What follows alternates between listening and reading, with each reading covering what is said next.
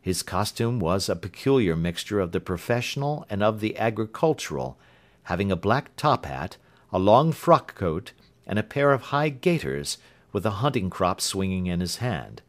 So tall was he that his hat actually brushed the crossbar of the doorway, and his breadth seemed to span it across from side to side. A large face, seared with 1,000 wrinkles, burned yellow with the sun, and marked with every evil passion, was turned from one to the other of us, while his deep-set, bile-shot eyes, and his high, thin, fleshless nose gave him somewhat the resemblance to a fierce old bird of prey. "Which of you is Holmes?" asked this apparition. "My name, sir, but you have the advantage of me," said my companion quietly. "I am Dr. Grimesby Roylott of Stoke Moran." "Indeed, doctor," said Holmes blandly. "Pray take a seat." "I will do nothing of the kind. My stepdaughter has been here. I have traced her. What has she been saying to you?" "It is a little cold for the time of the year," said Holmes. "What has she been saying to you?" cried the old man furiously. "But I have heard that the crocuses promise well," continued my companion imperturbably. "Ha! You put me off, do you?" said our new visitor, taking a step forward and shaking his hunting crop. "I know you, you scoundrel. I have heard of you before. You are Holmes the meddler." My friend smiled. "Holmes the busybody." His smile broadened. "Holmes the Scotland Yard Jack-in-office." Holmes chuckled heartily. "Your conversation is most entertaining," said he. "When you go out, close the door, for there is a decided draught." "I will go when I have said my say. Don't you dare to meddle with my affairs. I know that Miss Stoner has been here. I traced her. I am a dangerous man to fall foul of. See here." He stepped swiftly forward, seized the poker, and bent it into a curve with his huge brown hands. "See that you keep yourself out of my grip," he snarled, and hurling the twisted poker into the fireplace, he strode out of the room. "He seems a very amiable person," said Holmes, laughing. "Ha! Ha! I am not quite so bulky, but if he had remained I might have shown him that my grip was not much more feeble than his own." As he spoke he picked up the steel poker and, with a sudden effort, straightened it out again. "Fancy his having the insolence to confound me with the official detective force! This incident gives zest to our investigation, however, and I only trust that our little friend will not suffer from her imprudence in allowing this brute to trace her. And now, Watson, we shall order breakfast, and afterwards I shall walk down to Doctors' Commons, where I hope to get some data which may help us in this matter." It was nearly 1 o'clock when Sherlock Holmes returned from his excursion. He held in his hand a sheet of blue paper, scrawled over with notes and figures. "I have seen the will of the deceased wife," said he. "To determine its exact meaning I have been obliged to work out the present prices of the investments with which it is concerned. The total income, which at the time of the wife's death was little short of £1,100, is now, through the fall in agricultural prices, not more than £750. Each daughter can claim an income of £250 in case of marriage. It is evident, therefore, that if both girls had married, this beauty would have been a mere pittance, while even one of them would cripple him to a very serious extent. My morning's work has not been wasted, since it has proved that he has the very strongest motives for standing in the way of anything of the sort. And now, Watson, this is too serious for dawdling, especially as the old man is aware that we are interesting ourselves in his affairs. So if you are ready, we shall call a cab and drive to Waterloo. I should be very much obliged if you would slip your revolver into your pocket. An Ely's No. 2 is an excellent argument with gentlemen who can twist steel pokers into knots. That and a toothbrush are, I think, all that we need." At Waterloo we were fortunate in catching a train for Leatherhead, where we hired a trap at the station inn and drove for 4 or 5 miles through the lovely Surrey lanes.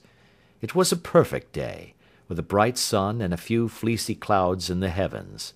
The trees and wayside hedges were just throwing out their first green shoots, and the air was full of the pleasant smell of the moist earth. To me, at least, there was a strange contrast between the sweet promise of the spring and this sinister quest upon which we were engaged. My companion sat in the front of the trap, his arms folded, his hat pulled down over his eyes, and his chin sunk upon his breast, buried in the deepest thought. Suddenly, however, he started, tapped me on the shoulder, and pointed over the meadows. "Look there," said he. A heavily timbered park stretched up in a gentle slope, thickening into a grove at the highest point. From amid the branches there jutted out the grey gables and high roof-tree of a very old mansion. "Stoke Moran?" said he.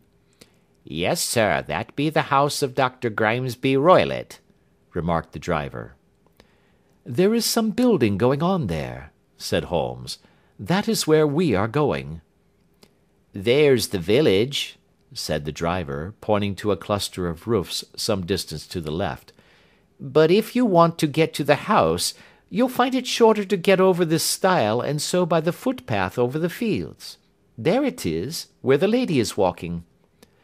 "And the lady, I fancy, is Miss Stoner," observed Holmes, shading his eyes. "Yes, I think we had better do as you suggest." We got off, paid our fare, and the trap rattled back on its way to Leatherhead. "I thought it as well," said Holmes as we climbed the stile, "that this fellow should think we had come here as architects, or on some definite business. It may stop his gossip. Good afternoon, Miss Stoner. You see that we have been as good as our word." Our client of the morning had hurried forward to meet us with a face which spoke her joy. "I have been waiting so eagerly for you," she cried, shaking hands with us warmly. "All has turned out splendidly. Dr. Roylott has gone to town, and it is unlikely that he will be back before evening." "We have had the pleasure of making the doctor's acquaintance," said Holmes, and in a few words he sketched out what had occurred. Miss Stoner turned white to the lips as she listened. "Good heavens!" she cried. "He has followed me, then?" "So it appears."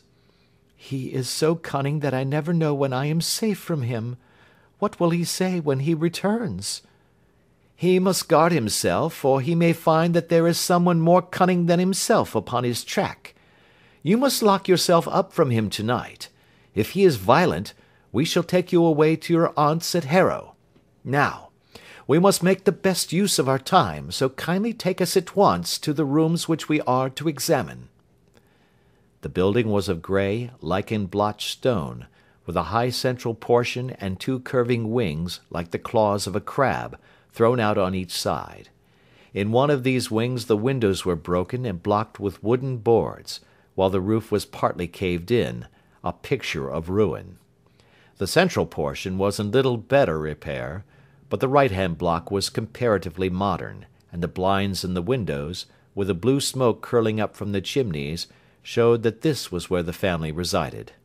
Some scaffolding had been erected against the end wall, and the stonework had been broken into, but there were no signs of any workmen at the moment of our visit.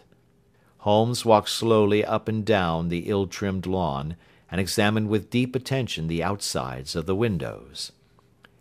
"This, I take it, belongs to the room in which you used to sleep, the centre one to your sister's, and the one next to the main building to Dr. Roylott's chamber?" "Exactly so, but I am now sleeping in the middle one." "Pending the alterations, as I understand. By the way, there does not seem to be any very pressing need for repairs at that end wall." "There were none. I believe that it was an excuse to move me from my room." "Ah, that is suggestive. Now, on the other side of this narrow wing runs the corridor from which these 3 rooms open. There are windows in it, of course." "Yes, but very small ones, too narrow for anyone to pass through." As you both locked your doors at night, your rooms were unapproachable from that side. Now, would you have the kindness to go into your room and bar your shutters?" Miss Stoner did so, and Holmes, after a careful examination through the open window, endeavoured in every way to force the shutter open, but without success. There was no slit through which a knife could be passed to raise the bar. Then with his lens he tested the hinges, but they were of solid iron, built firmly into the massive masonry. Said he, scratching his chin in some perplexity. "My theory certainly presents some difficulties. No one could pass these shutters if they were bolted. Well, we shall see if the inside throws any light upon the matter." A small side door led into the whitewashed corridor from which the 3 bedrooms opened. Holmes refused to examine the 3rd chamber, so he passed at once to the 2nd, that in which Miss Stoner was now sleeping, and in which her sister had met with her fate. It was a homely little room, with a low ceiling and a gaping fireplace, after the fashion of old country houses. A brown chest of drawers stood in one corner, a narrow white counterpaned bed in another, and a dressing table on the left-hand side of the window. These articles, with 2 small wicker-work chairs, made up all the furniture in the room save for a square of Wilton carpet in the centre. The boards round and the panelling of the walls were of brown, worm-eaten oak, so old and discoloured that it may have dated from the original building of the house. Holmes drew one of the chairs into a corner and sat silent, while his eyes travelled round and up and down, taking in every detail of the apartment. "Where does that bell communicate with?" he asked at last, pointing to a thick bell-rope which hung down beside the bed, the tassel actually lying upon the pillow. "It goes to the housekeeper's room." "It looks newer than the other things?" "Yes, it was only put there a couple of years ago." "Your sister asked for it, I suppose?" "No, I never heard of her using it. We used always to get what we wanted for ourselves." "Indeed! It seemed unnecessary to put so nice a bell-pull there. You will excuse me for a few minutes while I satisfy myself as to this floor."